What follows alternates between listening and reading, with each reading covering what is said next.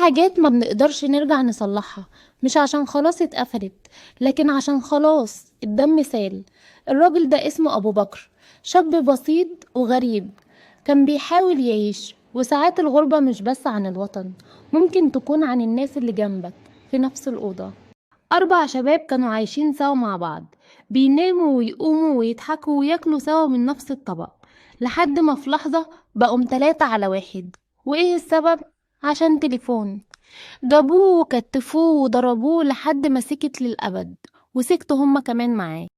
دفنوه تحت السرير وناموا فوقه كأنه ما حصلش حاجة. لكن في حاجات ما بتدفنش، وفي جثث بتتكلم حتى لو اتحشرت تحت خشب وسرير. دي مش قصة خيالية، دي جريمة حصلت فعلا في بولاق الدكرور، واللي جاي هتحسوا أكتر ما هتسمعوا.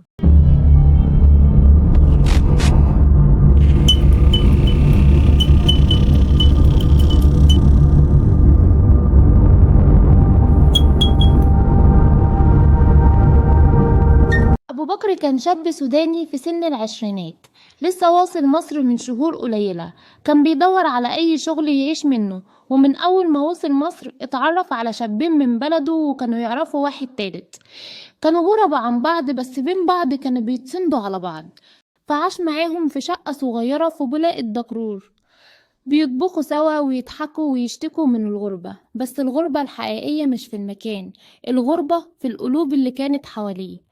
المصيبة ان اللي ضربه صاحبه، اللي كان بيقوله دايما انا اخوك يا زول، هو اللي لف الحبل حوالين ايده.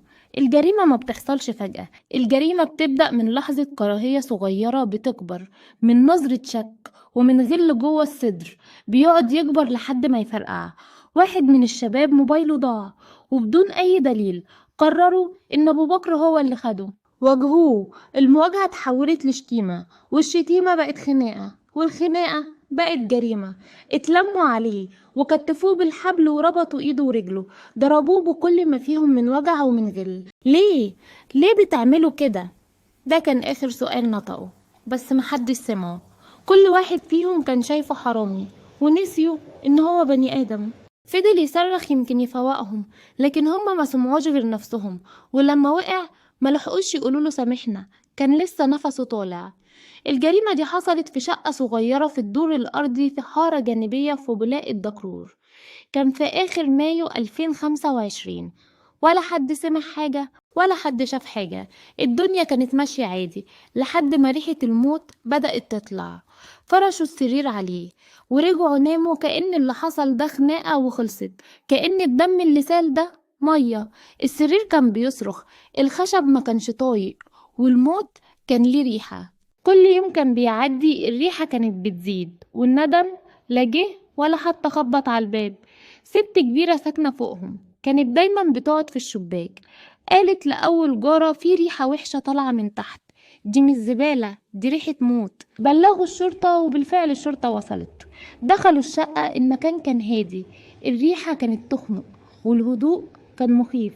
الضابط قال بصوت عالي فتشوا تحت السرير، ولما رفعوا المرتبة اللي شافوه وقفهم مصدومين. جثة متحللة متكتفة بالحبال، وعليها آثار الضرب لسه باينة. واحد من العساكر قال وهو بيكتم نفسه ده ناموا عليه. والرد جه جامد، ناموا عليه، ولحد دلوقتي لسه نايمين جوه نفسهم. أول 2 اتقبض عليهم اعترفوا في أول 5 دقايق، قالوا ما كانش قصدنا يموت بس ضربناه كتير. أما التالت هرب. بس في حارة زي دي مفيش هروب، الناس تعرف الناس والكاميرات متعلقة في كل بلكونة. اتمسك بعد أيام وقال قدام النيابة أنا كنت خايف، خفت يكون حي ويفضحنا.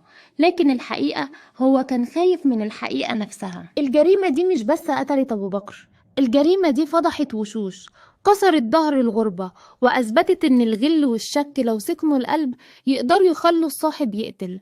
في جرايم بتفوقك، وفي جرايم بتموتك وانت حي. انت موتت بني آدم عشان تليفون، ما استنتش القانون، ما سألتش نفسك يمكن تكون غلطان.